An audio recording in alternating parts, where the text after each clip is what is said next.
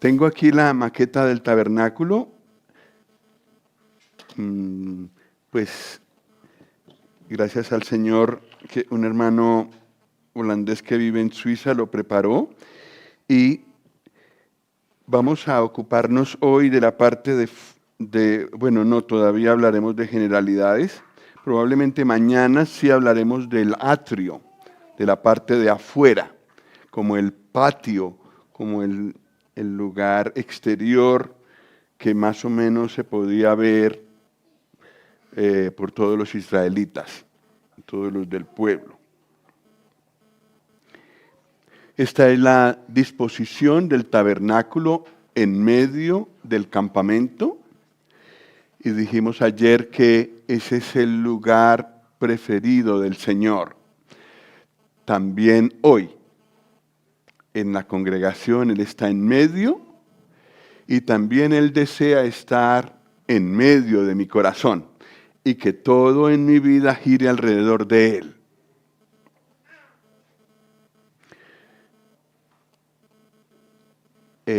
¿Alguno de vosotros se acuerda qué es esto? Ahora está con las letras al derecho, aunque las citas están en holandés, pero se entienden más que ayer. ¿Qué significa esto?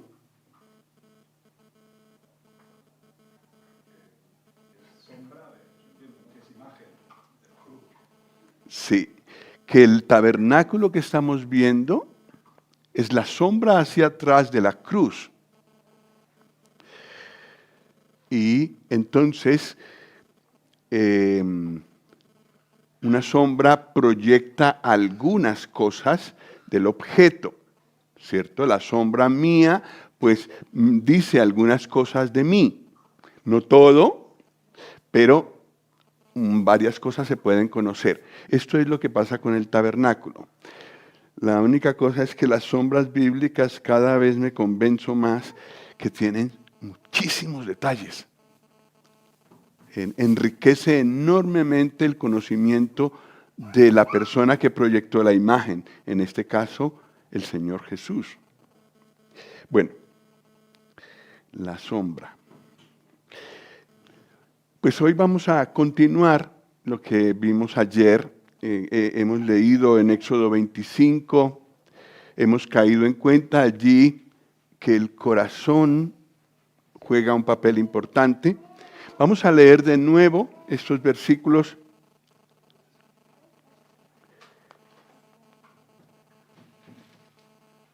Éxodo 25.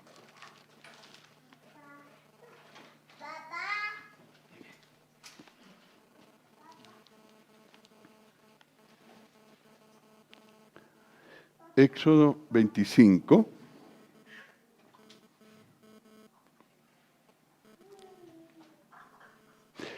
Uno al 7. Vamos a leer como ayer. Voy a leer el 1, vosotros el 2, yo el 3, así sucesivamente.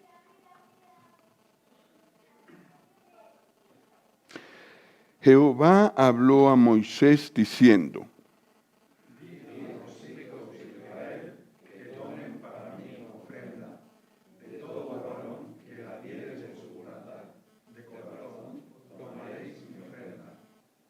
esta es la ofrenda que tomaréis de ellos: oro, plata, cobre,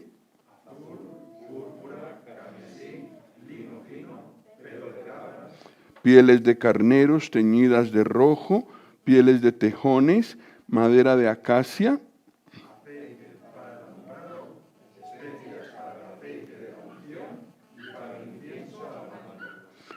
piedras de ónice y piedras de engaste para el efod y para el pectoral. Sí, hasta el... sí, era hasta el 7, perdón. Sí. Bueno, el 8 lo leímos ayer. El objetivo de todas esas ofrendas es que hicieran ellos un santuario para el Señor, para que Él pudiera habitar en medio de ellos. Y ayer caímos en cuenta de que el Señor en toda esta construcción apeló al corazón, no mandamientos secos, fríos, que es a lo que estamos acostumbrados en el Antiguo Testamento, sino que el Señor apela al corazón. Y me hace pensar a mí que el diseño del tabernáculo salió del corazón de Dios también. Y que el Señor ha querido siempre, desde Edén y hasta el final, hasta la eternidad, tener una relación de corazón a corazón con las personas. ¿Hoy en día también? Sí. Más que obediencia fría, pura y dura, como solemos decir, Él quiere nuestro corazón. Y que la obediencia o lo que hagamos para Él salga de un corazón que lo desea hacer.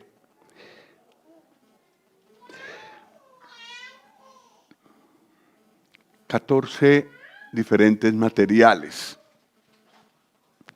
De esto hemos leído.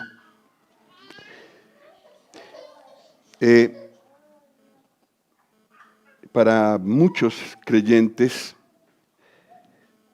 el hermano que escribió esto también, los materiales, cada uno de los materiales, si investigas un poco más de cada uno en la Biblia, encontrarás correspondencia con varias otras porciones. Y al mirar eso, notamos que el Señor dijo oro, que trajeran oro entre todas las cosas, para representar algo mucho más profundo que el oro.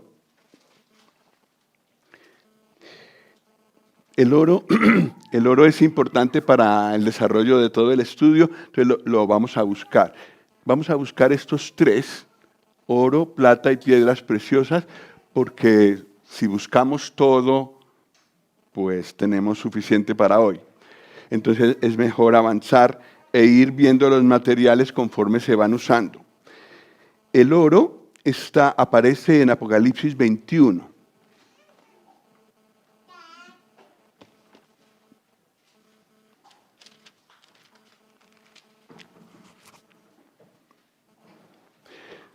Versículos 11 y 18. ¿Alguien los puede leer, por favor, así con voz alta y clara? Teniendo la gloria de Dios,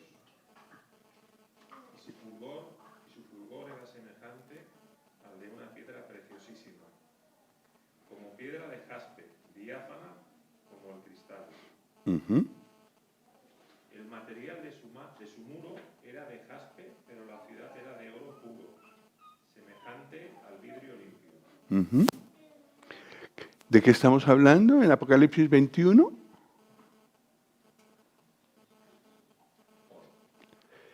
Sí, estamos hablando de un material que es oro, también de piedras preciosas, pero el conjunto es ¿qué? La Nueva Jerusalén. ¿Qué tiene que ver con nosotros? La iglesia es la Nueva Jerusalén. Si eso está en figura o no, si es una cosa física o no, que nos contendrá a nosotros, quizás esto nos supera, pero la Nueva Jerusalén es la iglesia. Allí está el oro.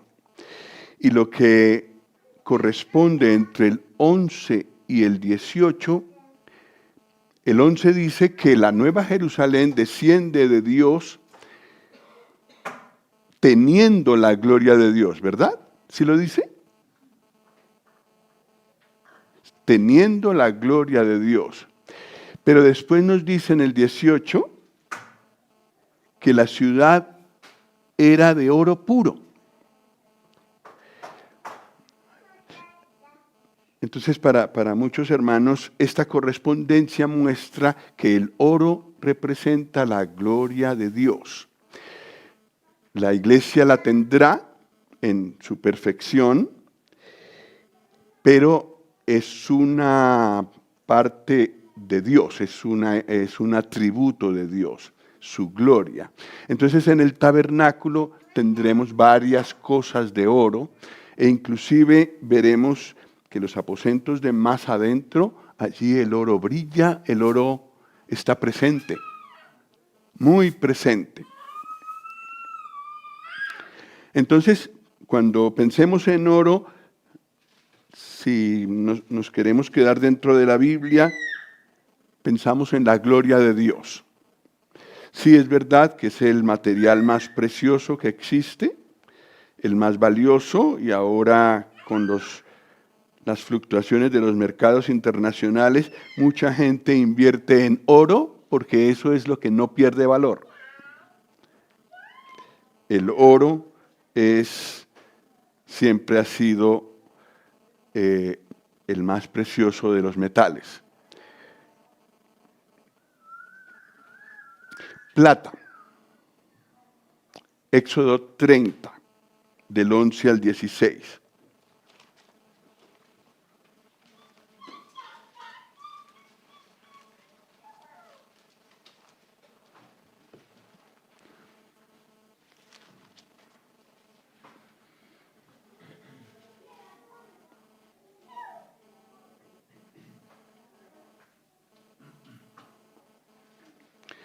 En el versículo 16, en el segundo renglón, está la palabra dinero, ¿verdad? La palabra original significa plata. Entonces estaremos hablando en estos versículos de plata. Bueno, como son varios versículos también, si os parece, los leemos alternados. Empiezo con el 11, vosotros con el 12 y así hasta el 16. Habló también Jehová a Moisés diciendo: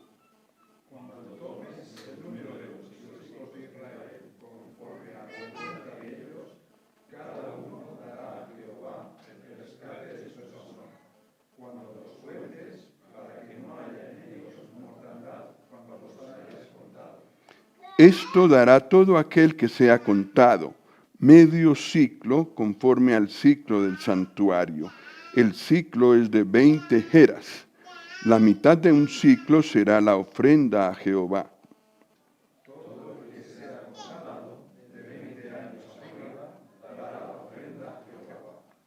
Ni el rico aumentará, ni el pobre disminuirá del medio ciclo, cuando dieren la ofrenda a Jehová para hacer expiación por vuestras personas. Y tomarás de los hijos de Israel el dinero de las expiaciones, y lo darás para el servicio del tabernáculo de reunión, y será por memorial a los hijos de Israel delante de Jehová, para hacer expiación por vuestras personas. Bueno, pues el significado de la plata es más evidente aquí. ¿Cuál es el significado de la plata?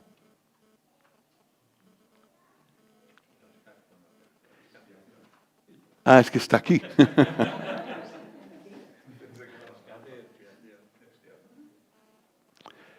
Pero, ¿lo vemos en la Biblia? Claro, eso es lo importante, ¿no? Se ve en esta escritura que representa la expiación. Y si veis en toda la narración, todas las personas tenían que pagar el mismo precio. Ni el rico podía aumentar, ni el pobre podía disminuir. Todos necesitaban la misma cantidad. Bueno, nosotros también necesitamos, nosotros los del Nuevo Testamento, los que estamos aquí sentados, necesitamos rescate y expiación en algún momento. Sí. ¿Y cuál fue la plata que se pagó, el dinero que se pagó por nosotros, el precio. La sangre de Cristo, que excede todo valor humano. Un hermano calculó que entre el oro, la plata y el cobre que fueron necesarios para el tabernáculo,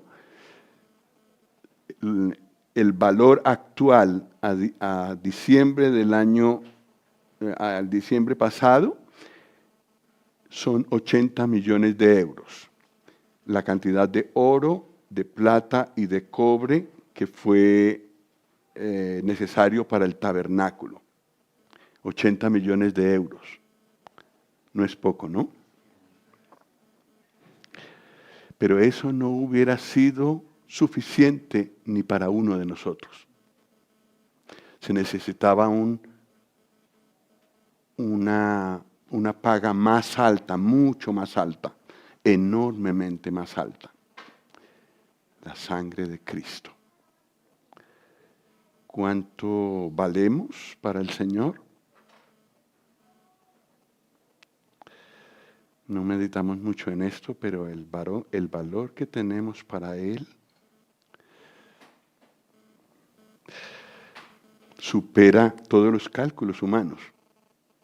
Uno solo de nosotros, dice el Salmo 49. Ni siquiera uno podía ser redimido con todo el oro del mundo. El valor que tenemos para el Señor no lo podemos calcular. Es inmenso y Él estuvo dispuesto a pagarlo. Bueno, también los otros materiales, los iremos viendo, tienen justificantes bíblicos para el significado que está puesto aquí. Pero vamos a las piedras preciosas. Éxodo 28, 21.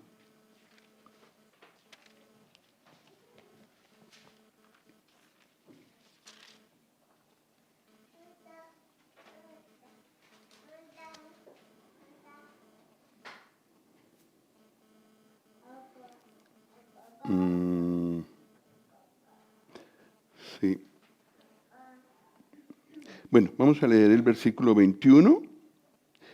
Lo leemos juntos. 1, 2, 3.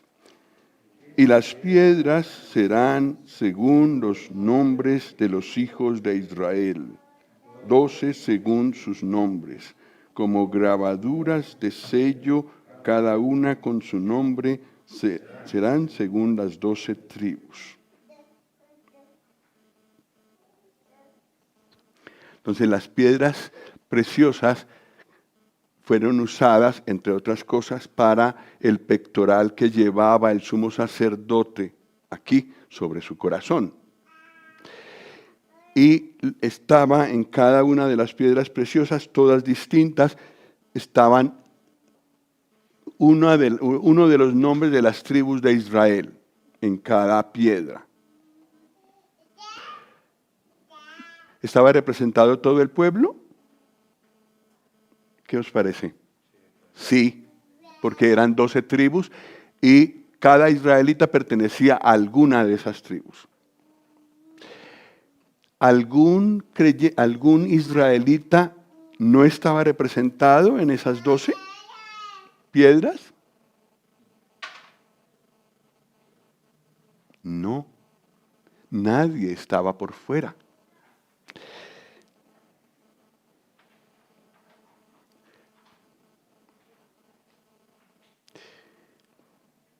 En el corazón del Señor Jesús, que es el sumo sacerdote nuestro actual, ¿cuál de los creyentes falta?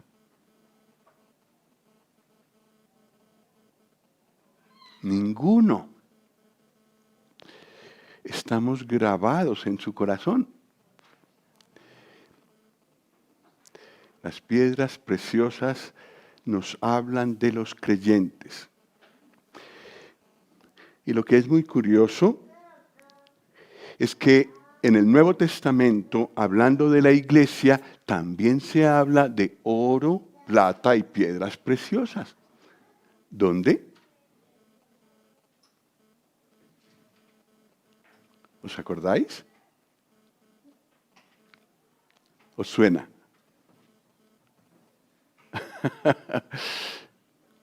Primera Corintios 3.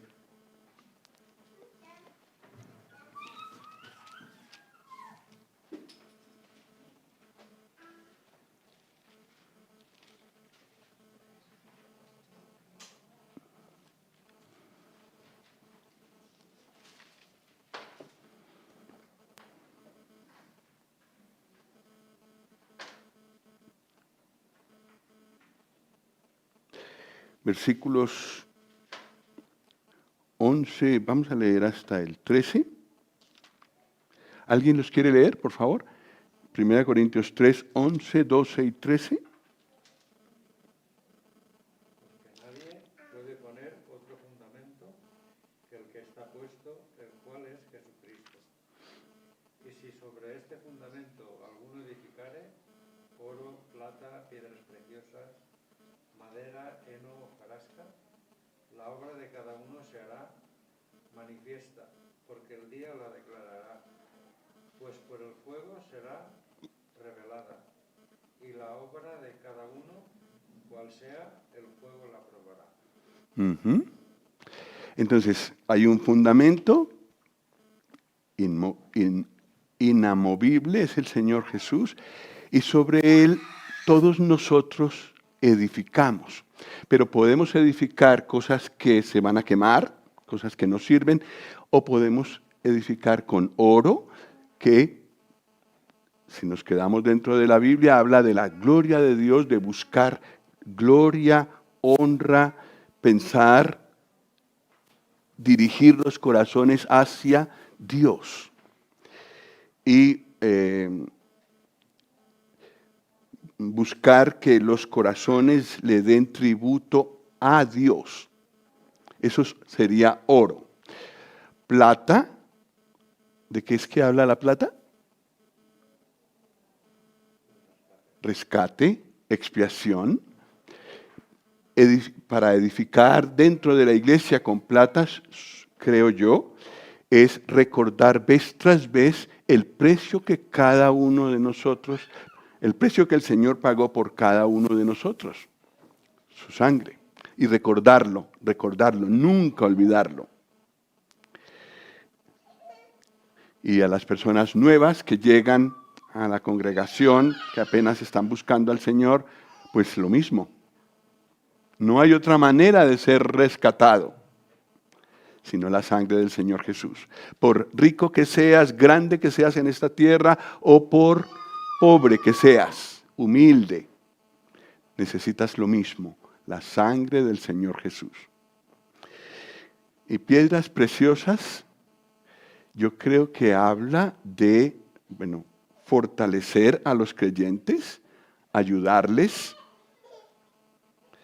pero también que el Señor nos use para llevar nuevas personas a Él.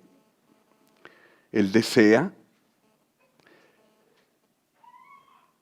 que la casa de Dios esté llena de redimidos. Entonces, Él quiere que nosotros colaboremos en esta obra de edificar con piedras preciosas, nuevos creyentes, y fortalecer a los que ya hay.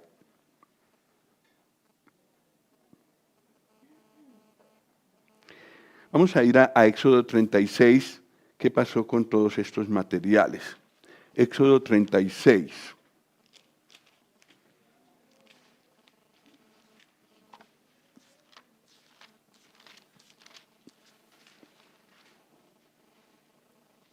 Versículos 3 al 7.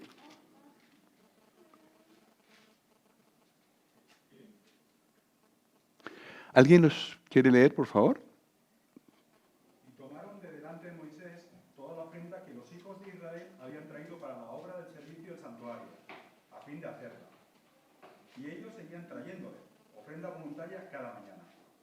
Tanto que vinieron todos los maestros que hacían toda la obra del santuario, cada uno, de la obra que hacía. Y hablaron a Moisés diciendo: el pueblo trae mucho más de lo que se necesita para la obra que Jehová ha mandado que se haga.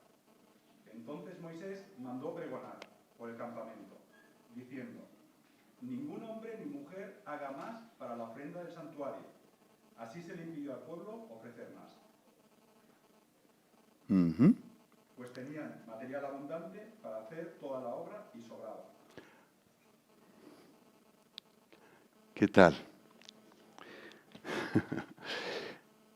Es maravilloso, porque no era obligación traer. Ya leímos ayer que cada uno daba según lo que tenía en el corazón. Y de esa manera sobró. Había más material del necesario para la obra. Es decir, yo calculo que el precio total del material para el tabernáculo eran unos 120 millones de euros, pues había más que eso.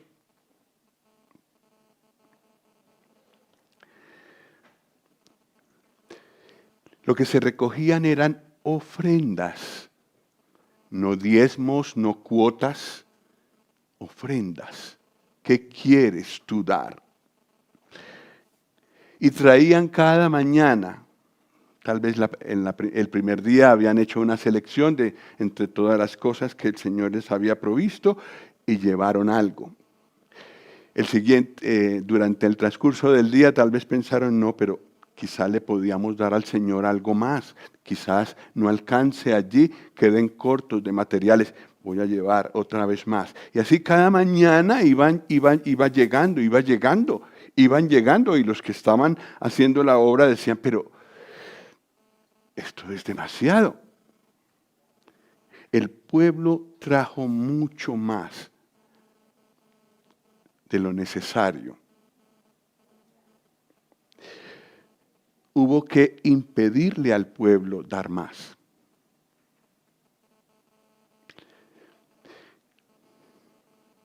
El material que había era más que suficiente, abundaba y sobraba. Eso es muy sorprendente en el Antiguo Testamento. Porque en el Antiguo Testamento estamos acostumbrados que todo era medido, todo era pedido, cada ley era supremamente cuidada y establecida. En el Nuevo Testamento no tenemos todos esos mandamientos, tenemos algunos básicos, pero hay mucho campo, en el Nuevo Testamento hay mucho campo para el corazón, para la voluntad. Eso es a lo que Dios quería llegar desde el principio. Y por eso nos dio una voluntad, nos dio un libre albedrío. Yo puedo elegir no hacerlo. Y puedo elegir sí hacerlo.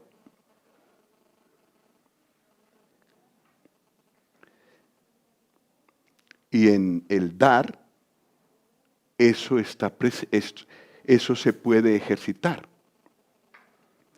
Nuevo Testamento, 2 Corintios 8, del 1 al 9.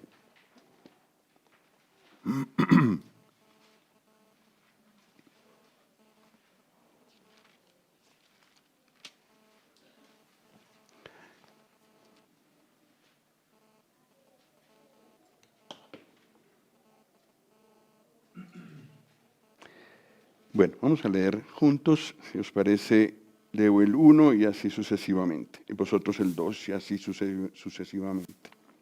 Asimismo, hermanos, os hacemos saber la gracia de Dios que se ha dado a las iglesias de Macedonia.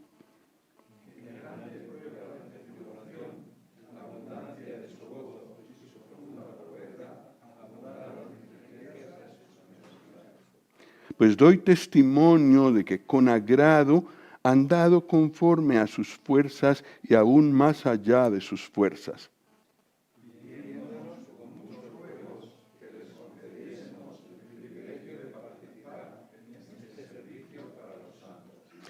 Y no como lo esperábamos, sino que asimismo se dieron primeramente al Señor y luego a nosotros por la voluntad de Dios.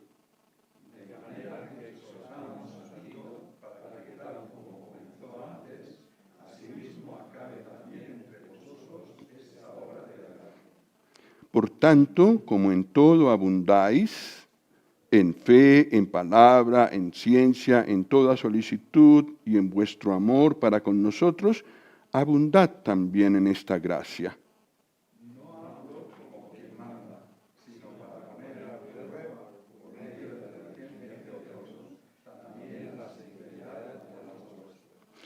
Porque ya conocéis la gracia de nuestro Señor Jesucristo, que por amor a vosotros se hizo pobre, siendo rico, para que vosotros con su pobreza fueseis enriquecidos.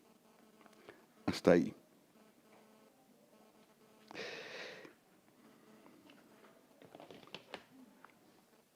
Bueno, nosotros tenemos una nuera de Macedonia, entonces esta porción nos toca un poco adentro.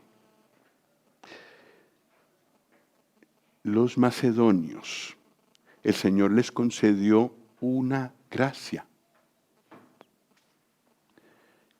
de dar en abundancia, a pesar de que eran muy pobres. Corinto, en cambio, era una ciudad muy rica, era un puerto comercial, un eje en ese lado del Mediterráneo. Era una ciudad muy rica. Y el apóstol, sin embargo, les dice, pues, tomad el ejemplo de los de Macedonia, pero yo quisiera que esa gracia también la tuvierais vosotros. Y esa gracia de lo que les fue concedida a los macedonios, que os sea concedida a vosotros, corintios, en Acaya, pero en realidad no vienen ni siquiera de Macedonia. Eso vino del Señor Jesús, que por amor a nosotros se hizo pobre. ¿Eso qué quiere decir? Se despojó de todo. Por amor a vosotros se hizo pobre siendo rico. Entonces, el dar en abundancia en realidad, el dar en abundancia de los macedonios era un reflejo del Señor Jesús y su venida desde el cielo.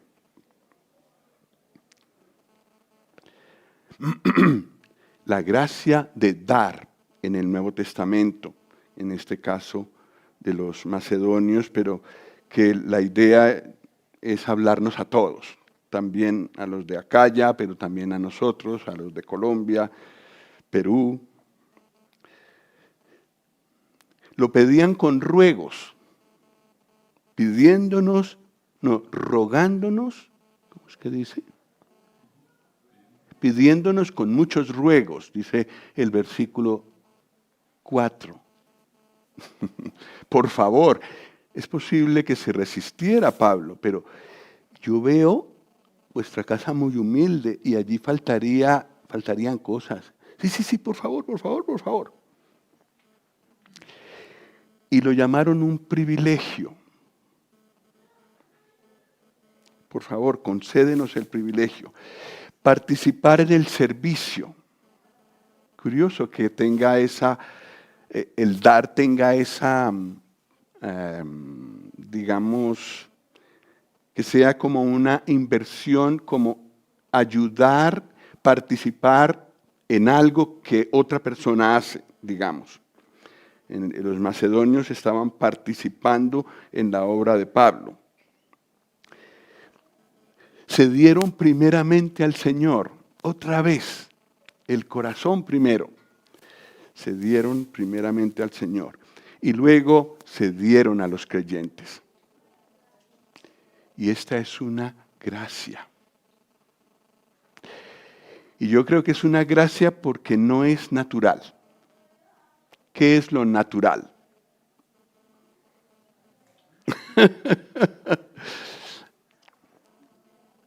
Lo sobrenatural es dar, desprenderte y dar. Pues esa gracia se vio en el tabernáculo y el tabernáculo tiene, cuando lo vemos, tiene esa característica. El Señor les concedió a los muchos israelitas dar para esa obra. El corazón de los israelitas está involucrado allí. En la iglesia del Señor pasa lo mismo. Lo que realmente edifica y ayuda a otros creyentes es lo que sale del corazón. Como el Señor Jesús le dijo a Pedro, antes de decirle, pastorea mis ovejas, ¿qué le preguntó? Corazón, ¿me amas? Si me amas, pastorea mis ovejas, apacienta mis corderos. El corazón. Bueno, vamos a seguir viendo más del corazón al apreciar quiénes dieron. Éxodo 35.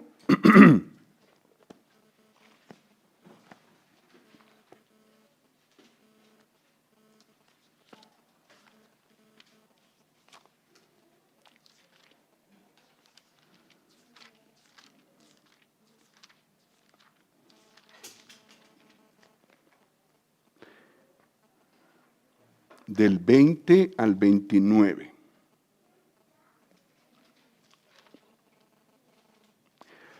Bueno, como es un poco largo, vamos a hacerlo así, turnándonos. 35, versículo 20. Empiezo yo y luego vosotros. Gracias. Y salió toda la congregación, y salió toda la congregación de los hijos de Israel de delante de Moisés.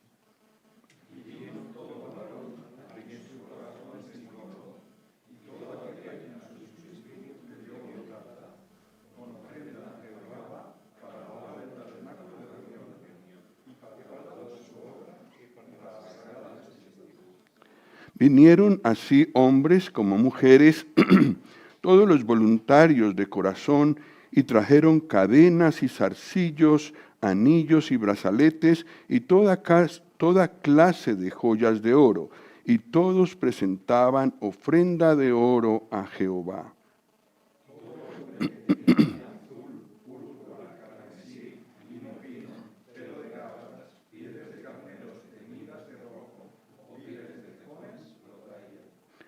Todo el que ofrecía ofrenda de plata o de bronce traía a Jehová la ofrenda, y todo el que tenía madera de acacia la traía para toda la obra del servicio. Además, todas las mujeres sabias de corazón hilaban con sus manos y traían lo que habían hilado, azul, púrpura, carmesí o lino fino. Y todas las mujeres cuyo corazón las impulsó en sabiduría hilaron pelo de cabra. Los príncipes trajeron piedras de ónice y las piedras de los engasgas para el efod y el pectoral. Y las especias aromáticas y el aceite para el alumbrado y para el aceite de la unción y para el incienso aromático.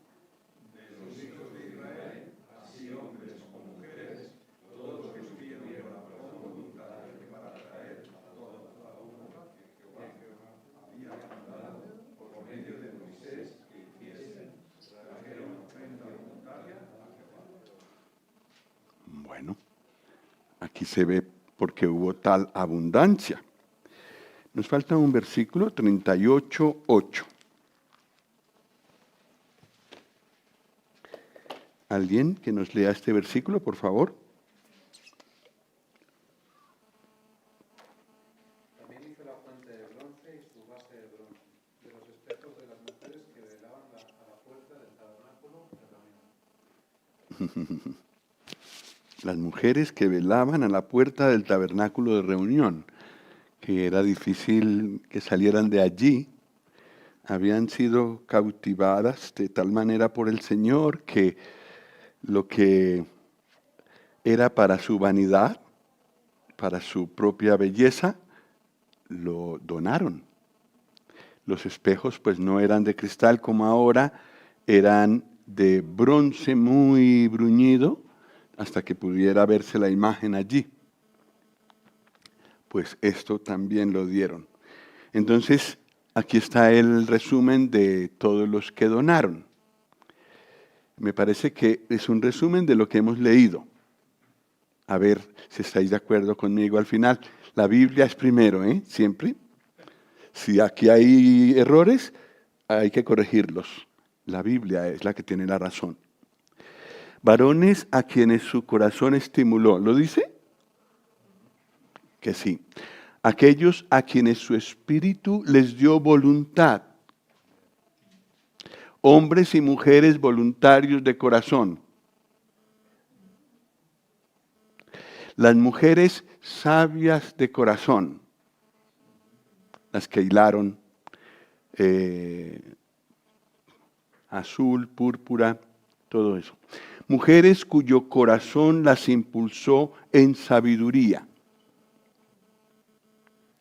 Los príncipes también trajeron, eran los que tenían más, trajeron cosas más valiosas, piedras, oro.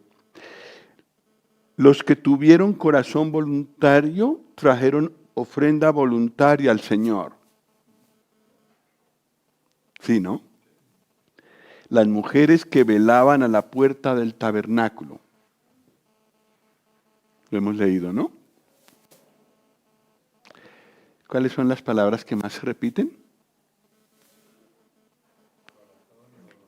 Corazón y voluntario. Y yo creo que esas son las palabras que al Señor más le interesan hoy también. Nuestro corazón y hacer voluntariamente cosas para Él. Los obreros, Éxodo 31.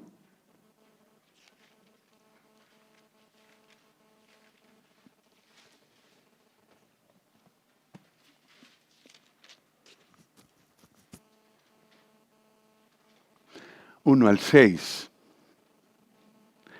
Bueno, pues las porciones son largas, desde el capítulo 25 hasta el 40, solo habla del tabernáculo. Con la excepción del becerro de oro, que está en el 33, pero es larga la cantidad de versículos y capítulos que el Señor dedicó a esto. Le importa, en su palabra eterna quedó registrado todo esto, todos estos detalles quedaron registrados. Éxodo 31, del 1 al 6. Nosotros hemos leído solo una selección de versículos. ¿Alguien lo puede leer, por favor, del 1 al 6? Habló Jehová a Moisés diciendo: Mira, yo he llamado por nombre a Bezaleel, hijo de Uri, de la tribu de Judá, y lo he llenado del Espíritu de Dios, en sabiduría y en inteligencia, en ciencia y en todo arte, para inventar diseños para trabajar en oro, en plata y en bronce, y en artificio de piedras para encastarlos, y en artificio de madera, para trabajar en toda clase de labor. Y he aquí que yo he puesto con él a Aholiab, hijo de Ahisamac, de la tribu de Dan, y he puesto sabiduría en el ánimo de todo sabio de corazón, para que hagan todo lo que te he mandado. Gracias. Bezaleel y Aholiab, los dos principales obreros que tuvieron que ser, claro, para hacer todos esos diseños y que quedara reflejado lo que había en el cielo, se necesitaba ayuda sobrenatural. Eso hizo el Señor con Bezaleel y Aholiab y con los sabios de corazón que ayudaron en toda la obra de construcción de todos esos muebles, telas, cortinas, velo, basas, todos los elementos que había en el tabernáculo. ¿Qué significa Bezaleel? en la sombra de Dios. No sé si tienes acceso a la... ¿Sí? ¿Y eso dice? Sí, pone Bezalel ben Uri, hijo de Uri. Sí. Pero el significado, que tú tienes acceso al hebreo allí, ¿no? Bajo la protección de Dios. Bueno, más o menos. Bajo la protección de Dios, bajo Dios, en la sombra de Dios. Era de la tribu de Judá. Y a él el Señor lo llenó del Espíritu de Dios. Eso dice, ¿no? En sabiduría, inteligencia, ciencia y todo arte. Pero es curioso que en el Antiguo Testamento, donde el Espíritu Santo no habitaba en todos los del pueblo de Dios, como ahora, sino que el Espíritu Santo venía sobre una persona que quería usar y luego se iba. No permanecía, no hacía su morada, como pasa en los creyentes de hoy. Pero sin embargo, para hacer esta obra fue necesario el Espíritu Santo, el Espíritu de Dios, que viniera sobre alguien que vivía bajo la sombra del Señor. O, ¿cómo es que dijiste, Gustavo? Bajo la protección de Dios, en la cercanía de Él, debajo de sus alas. Y el Espíritu Santo hizo todo para un instrumento así dispuesto, hizo todo lo necesario para que quedara hecha esta obra de arte. Fue plenamente equipado para la labor que el Señor le asignó. En todo, en todo.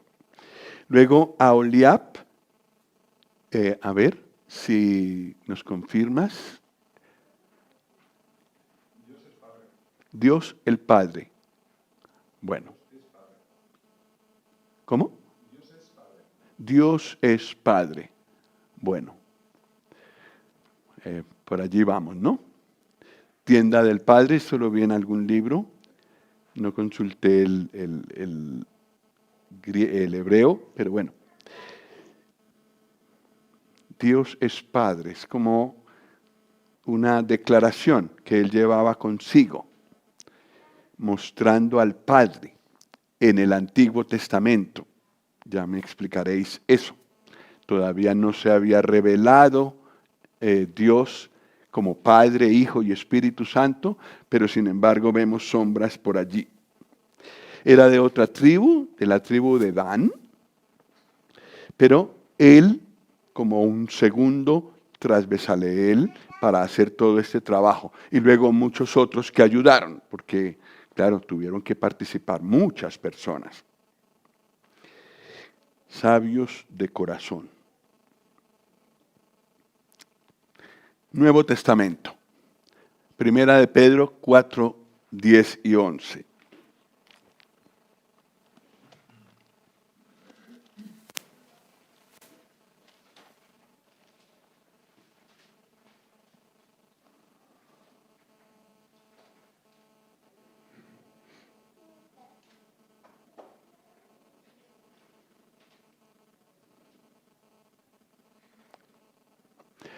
¿Lo leemos juntos? Tiene que ver con todos nosotros, entonces. Versículos 10 y 11. 1, 2, 3. Cada uno, según el don que ha recibido, ministrelo a los otros, como buenos administradores de la multiforme gracia de Dios. Si alguno habla, hable conforme a las palabras de Dios. Si alguno ministra, ministre conforme al poder que Dios da, para que en todo sea Dios glorificado por Jesucristo, a quien pertenecen la gloria y el imperio por los siglos de los siglos. Amén.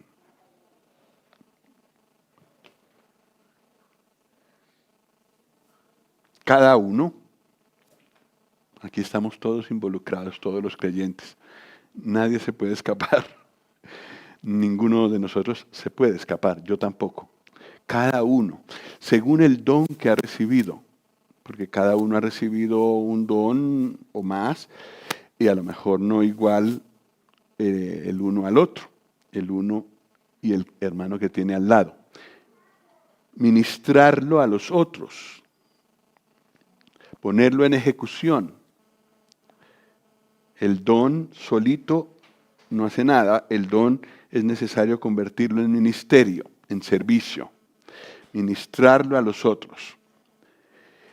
Como administradores, mayordomos de la gracia de Dios. Estamos llenos de la gracia de Dios y reflejamos eso en nuestro servicio.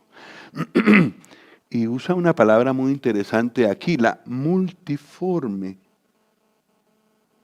¿Sí? ¿Multiforme gracia de Dios puede ser? No. Sí, versículo 10.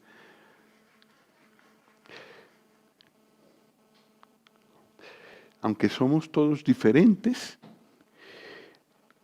y ninguno de los dos sirve igual ni vive igual la vida con el Señor, cada uno es diferente, pero esa particularidad sumada a la de mi hermano, mi hermana, mi otro hermano, muestran lo rico y lo creativo que es Dios en su gracia. Cada uno tiene su lugar. Y las diferencias que tenemos entre nosotros de ninguna manera deberían separarnos o enemistarnos o despertarnos envidia, más bien complementarnos. Tengo lo que mi hermano no tiene y él tiene lo que yo no tengo. Nos necesitamos mutuamente. El que habla, porque hay varios dones que son de enseñar,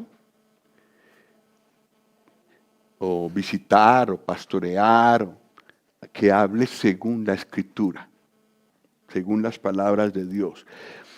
Al servir, sobre todo los más jóvenes, tenemos mucha energía y podemos servir en nuestra energía.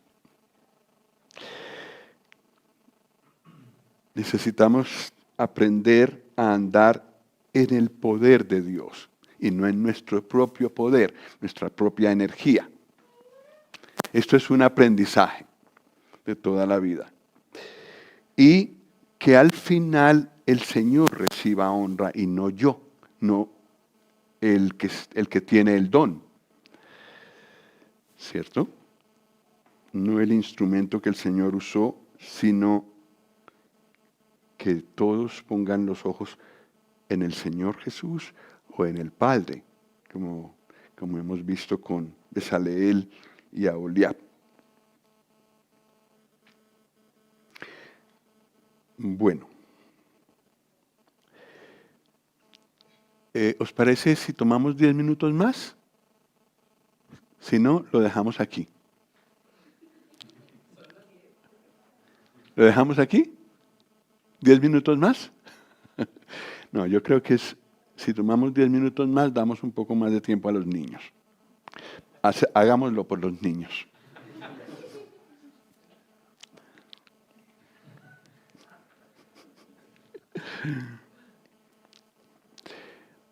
El orden en que fue dadas las instrucciones y en el que fue construido el tabernáculo.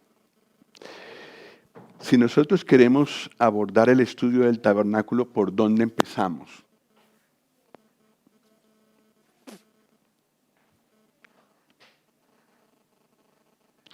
A ver, algún consejo.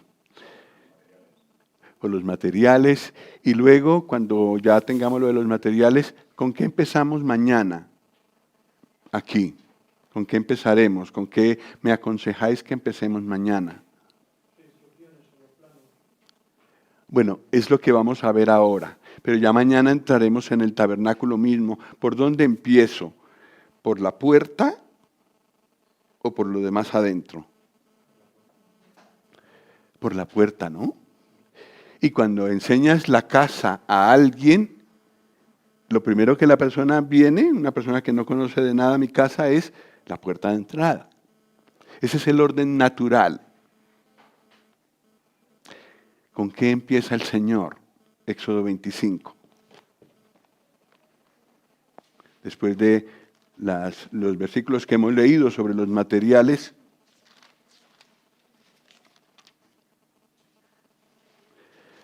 el versículo 9 lo leímos, que cada uno conforme a... No, ya han traído los materiales, bueno, ya ha dicho el Señor que traigan materiales, y ahora la primera cosa con la que empiezan las instrucciones del Señor, versículo 10 del capítulo 25, es ¿qué? El arca. Qué raro.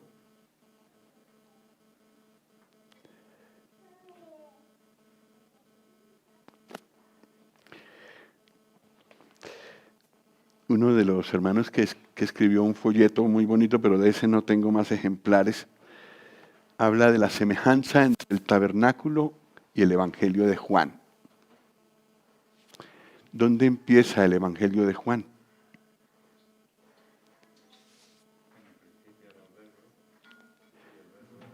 En la gloria, en la eternidad, en el seno de Dios, donde ningún hombre entra. Y siempre habla que desde allí, en todo Juan, que desde allí el Señor Jesús vino. Empieza en la habitación de Dios, el Evangelio de Juan. Por supuesto, para traernos salvación. De la misma manera habla aquí. El orden que el Señor da en sus instrucciones, lo he sacado de la Biblia, es este: el arca, luego la mesa, lugar santo, luego el candelero de oro, lugar santo, las cortinas y las cubiertas, esto también solo se refiere al lugar santo y al santísimo, luego las tablas, las basas y las barras, todo de adentro. Dime.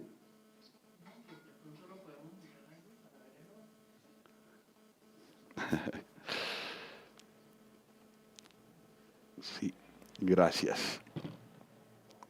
A ver, entonces empieza por el arca, lo que pasa es que ya me queda difícil, el arca, la mesa, el candelero, las cortinas, las tablas, el velo, que es la separación entre el lugar santo y el santísimo, el altar de bronce, el atrio y la puerta del atrio, las vestiduras y unción del sumo sacerdote y de los sacerdotes. Bueno, es un intermedio, el holocausto continuo que venía aquí. Luego, el altar del incienso que está adentro, ha saltado de adentro a afuera, y ahora vuelve adentro, el altar del incienso. Y finalmente, la fuente de bronce. Qué orden más raro, ¿no? Es el orden del Señor en las instrucciones.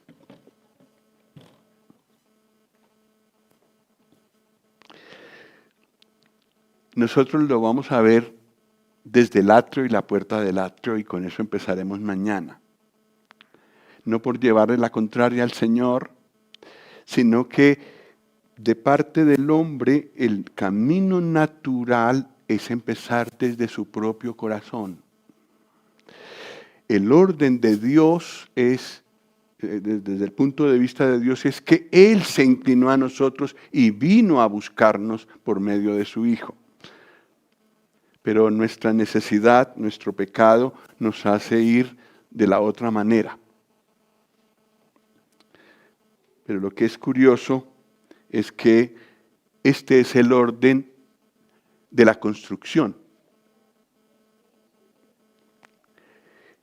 También está tomado de la Biblia, pero el orden, el número 1 en el orden de construcción a la derecha, ¿qué es? Las cortinas y las cubiertas. El segundo, las tablas. Tercero, el velo. Cuarto, la puerta del tabernáculo. No es la de más afuera, es la de adentro, la que daba lugar al lugar santo, daba acceso al lugar santo. Ese es el número 4. Y el quinto lugar en la construcción, el arca. Es muy curioso, es como si el Señor quisiera que en el orden de la construcción fuéramos con reverencia acercándonos a lo que Él quería que lográramos. Entonces, primero se ocupa de que lo que se va a hacer se haga encubierto con las cortinas. Y después entonces va construyendo las cosas, pero igual en el orden de construcción se ocupan primero de lo de adentro. Y luego, como número 11 en la construcción, se ocupan de afuera.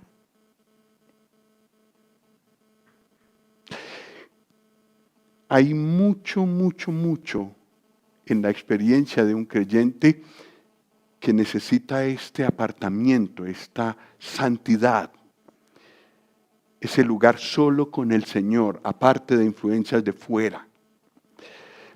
El tiempo devocional nuestro, por ejemplo, es una cosa privada, es una cosa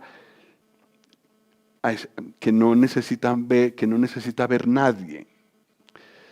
El Señor Jesús habló de eso, orar en lo secreto, y vuestro Padre que ve en lo secreto te recompensará en público. Ese tipo de apartamiento es una cosa que al Señor le gusta, que Él quiere. A sus discípulos los apartó en un aposento alto. Él siempre ha querido eso, el apartamiento para tener momentos con Él en los que Él también pueda mostrar cosas que nos quiere mostrar, cada vez nos quiere mostrar más. Pues hemos aprendido varias cosas hoy y que el Señor nos ayude. Creo que la verdad sobresaliente de lo que hemos visto ayer y hoy es el llamado a nuestro corazón y a hacer cosas de nuestra voluntad. No mandamientos, no obediencia con tristeza, como buscando hacer lo mínimo, sino una obediencia generosa, como la del Señor Jesús. Y de un corazón así resulta un servicio, unas acciones del creyente que casi podríamos decir solo bendicen, solo edifican. Pues que el Señor nos ayude.